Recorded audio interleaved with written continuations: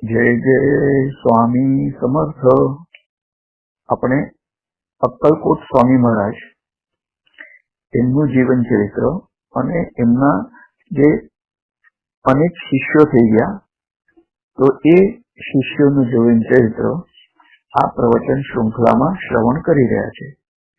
આ પ્રવચનમાં સદગુરુ શ્રી રામાનંદ બિડકર મહારાજ, જેઓ અક્કલકોટ સ્વામીના શિષ્ય હતા, તેમનું સમગ્ર જીવન ચરિત્ર આપણે આ અવધૂત લીલા પ્રવચન શૃંખલામાં શ્રવણ કરી રહ્યા છીએ.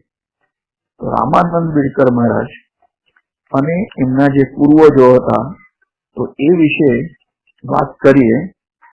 બિડકર મહારાજના મૂળ પુરુષ જે શંકરરાવ હતા તો તેઓ દેશસ્થ ઋગ્વેદી બ્રાહ્મણ હતા અને તેમનું ગોત્ર પાર્થ હતું. શંકરરાવના દીકરા માણકોજી કરીને હતા. તો એ માણકોજી અકબર બાદશાહના દરબારી હતા. માણકોજી પંતના પુત્ર ગજાનંદરાવ એ પિતાના નિધન પછી દિલ્હી છોડીને દક્ષિણ ભારતમાં એલિચપુર ખાતે આવ્યા છે. તો ગજાનંદરાવ પણ શૂરવીર લડવૈયા હતા અને એલિચપુરના બાદશાહ પાસે તેઓ નોકરીએ એટલે કે સરદાર તરીકે જોડાયા છે. એલિચપુરના બાદશાહે તેમને નિર્વાહ માટે કેટલાક ગામો ઇનામ તરીકે આપ્યા હતા અને તેઓ વિપુલ સંપત્તિના માલિક થયા, પરંતુ તેમને સંતાન સુખ જોવા ન મળ્યું. સંતાન પ્રાપ્તિ માટે તેમણે ભારતના ઘણા તીર્થક્ષેત્રોની યાત્રા કરી અને એક અવલિયા ફકીરના આશીર્વાદથી ગજાનંદરાવને એક પુત્ર સંતાન આશ્ચર્યકારક રીતે પ્રાપ્ત થયું છે. તો આશ્ચર્યકારક ઘટના એ હતી કે પુત્રના પ્રસવ સાથે એક સર્પ પણ સાથે જન્મ્યો હતો અને જ્યારે બાળક માતાનું સ્તનપાન કરે ત્યારે તે નાગ માતાના ખોળામાં આવીને બેસતો હતો અને નાગ હોવા છતાં તે શાંત સ્વભાવનો હોઈ સર્વ કુટુંબીજનો નો તે લાડકો પ્રિય પણ હતો. તો ગજાનંદરાવના આ દીકરાનો વ્રતબંધ વિધિ હતો અને દીકરાની ફોઈએ ચૂલામાંથી દેવતા લઈ બહાર લઈ જવા માટે ઝારો મૂક્યો હતો અને તે ઝારા પર નાગ વીંટળાઈને બેઠો હતો. તો કોઈને પણ તેની ખબર ન હતી.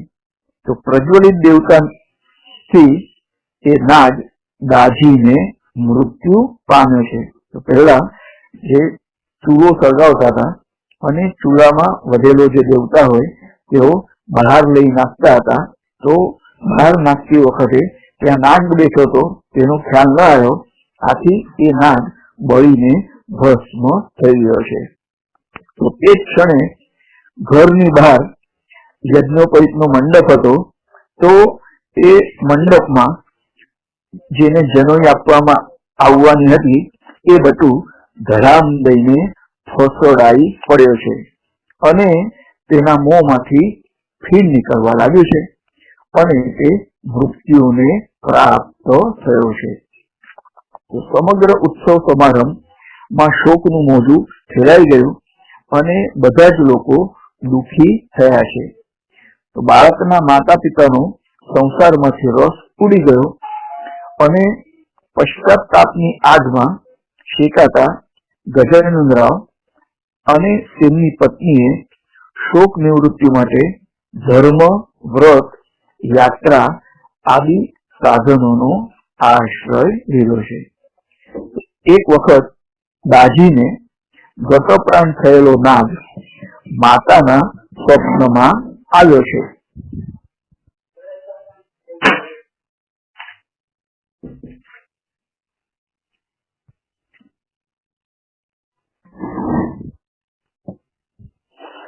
અને તે નાગે તે બટુના ફોઈને કહ્યું કે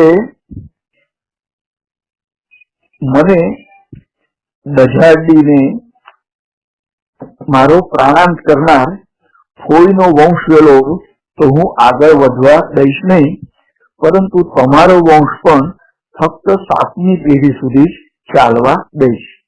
અને માતાને દુઃખ થવાને બદલે આનંદ થયો કે પુત્રના મૃત્યુ થવા છતાં હજુ વંશ વેલો આગળ વધશે. જેમ શ્રવણે દશરથ રાજાને શાપ આપ્યો હતો કે મૃત્યુ સમયે તારો પુત્ર પણ તારી નજીક નહીં હોય, તો આ શાપમાં પણ વરદાન હતું, કારણ કે દશરથ રાજાને તે સમયે કોઈ પણ પુત્ર સંતાન ન હતું. અને તે પછી દશરથ રાજાએ પુત્ર કામેષ્ટિ યજ્ઞ કર્યો હતો અને તેના ફળ સ્વરૂપે રામ, લક્ષ્મણ, ભરત અને શત્રુઘ્નનો જન્મ થયો હતો. તો યોગ્ય સમયે ગજાનનને ત્યાં એક પુત્રનો જન્મ થયો અને તેનું નામ કૃષ્ણાજી પણ રાખવામાં આવ્યું છે. તો કૃષ્ણાજી પંતે પણ પોતાના ખાંડાની તાકાત પર બાદશાહ પાસેથી એદલાબાદ અને રાવેર આ ગામની મહાલકારી તેમણે મેળવી છે. તો એલિચપુર બાદશાહના સરદાર તરીકે તેઓએ નામના મેળવી અને કૃષ્ણાજી પંતના પુત્રનું નામ વિશ્વનાથ રાવ હતું. તો વિશ્વનાથ રાવે અહમદનગર પ્રાંત તરફ જઈને વસવાટ કર્યો અને આ પ્રાંતના કાવર ગામ અને ચાંભુરડા ગામ ઇનામ તરીકે મેળવ્યા છે અને ત્યાંની પટેલાઈ અને કુલકર્ણીપણાના હક પણ તેમણે મેળવ્યા છે. તો વિશ્વનાથના પુત્રો માધવરાવ એ હૈદર અલીના સૈન્યમાં જોડાયા છે અને તેમણે પોતાના કાંડાની તાકાત ઉપર 40,000 રૂપિયાની જાગીર હૈદર અલી પાસેથી મેળવી છે. તો બિડલાના પોદ્દાર તરીકે રહી મોટો વાડો તેમણે ત્યાં બાંધ્યો છે અને હૈદર અલીના સરદાર તરીકે તેમણે નામના મેળવી છે. માધવરાવના દીકરા વિનાયકરાવ વડીલોપાર્જિત મિલકત સાચવીને તેમાં અનેક ગણો વધારો કર્યો છે. તેઓએ ત્યાંની જાગીર સંભાળી સોલાપુરના કાટેમાડી ગામની સુબેદારી પણ મેળવી છે અને તેમણે કરકમભોસે ગામ ઇનામ તરીકે મેળવીને ત્યાં જ કાયમી વસવાટ કર્યો છે. તો વિનાયકરાવના પુત્રો ચિંતામણી રાવે વધારાનું કશું ન કમાતા વડીલોપાર્જિત મિલકતને સાચવી રાખી અને પોતાનું જીવન સુખ સાહેબીમાં વિતાવ્યું છે. તેમણે અનેક તીર્થયાત્રા કરી અને ઠેકાણે ધર્મશાળા અને ઘાટ જેવા સમાજોપયોગી કાર્યો કર્યા છે. કાશીમાં માણકોજી ઘાટ તેની સાક્ષી પૂરે છે.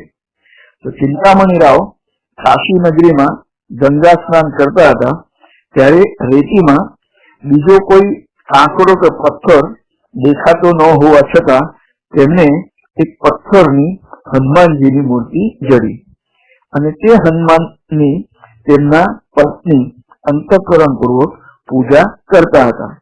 તો તેમની કૃપાથી વૃદ્ધાવસ્થામાં તેમને એક પુત્ર થયો જેનું નામ મુકુંદરાવ પાડવામાં આવ્યું. તો મુકુંદરાવ તેઓ પણ એક શૂર લડવૈયા હતા અને સવાઈ માધવરાવના સમય દરમિયાન ખરડાની લડાઈમાં મુકુંદરાવ મુસલમાન બાદશાહ તરફથી લશ્કરી સલાહકાર હતા.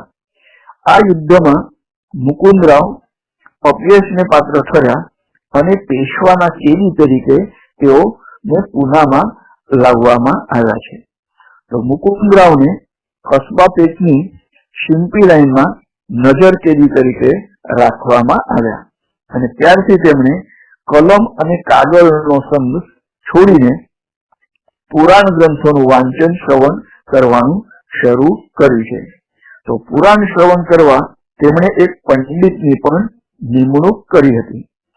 તો મુકુંદરાવે થોડા દિવસો માટે બીડમાં મુકામ કર્યો અને ત્યારથી તેઓ પોદ્દાર તરીકે ન ઓળખાતા બીડકર તરીકે ઓળખાવા લાગ્યા.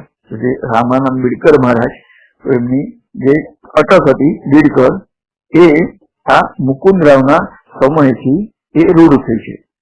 મુકુંદરાવને બળવંતરાય અને માધવરાય નામના બે પુત્રો થયા અને સવાઈ માધવરાવ પછી મશીર ઉલમુખ જેઓ પેશવાના એક સરદાર હતા, તો તેઓએ પૂના છોડવાનો નિશ્ચય કર્યો. તેઓએ મુકુંદરાવને પણ સાથે આવવા આગ્રહ કર્યો, પરંતુ માધવરાવ પૂના છોડી ગયા નહીં અને તેમના બે પુત્રોને પણ જણાવ્યું કે તેઓ હૈદરાબાદ ન જાય. મુકુંદરાવે નાના બાજીરાવ દ્વિતીય પાસે બીડ જવા પરવાનગી માંગી છે. તો બાજીરાવે તેમના શૌર્યની પૂર્વ માહિતી જાણી બીડ જવા પરવાનગી ન આપી. તેમણે લેખિત હુકમ કર્યો કે વડીલ પુત્રો માધવરાવે પલંગની સુરક્ષા અને પૂજાના સંરક્ષણ વ્યવસ્થા તેમણે જોવી જોઈએ અને નાંદુરકીમાં આવેલા કિલ્લાની દેખરેખનું કામ પણ તેમણે કરવું જોઈએ. તો રાજકારણમાં કોઈ ક્યાંથી દુશ્મન આવશે એ જાણી ન શકાય અને કેટલીક વાર અંતરંગમાં જ કેટલાક દુશ્મનો હોય છે.